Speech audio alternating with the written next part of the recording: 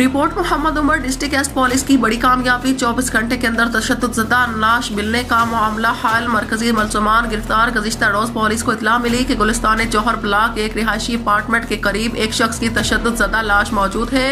Police मिलते ही मौका पर पहुंची और लाश को ज़ब्ते की कार्रवाई के लिए अस्पताल मुंतकिल किया गया। मकतूल की शिनाख्त मुजम्मल शाह वल्द हुसैन शाह के नाम से की गई, जो कि बिलावल शाह नौरानी गोट में रिहाइश पजीर था।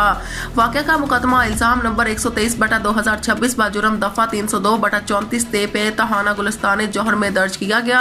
SDPO शार फैसल और SHO गुलिस्तान जौहर ने बरवक्त कार्रवाई का आगाज किया और CCTV फुटेज और दीगर शवाहिद की मदद से मुलज़िमान की शिनाख्त मुमकिन बनाई।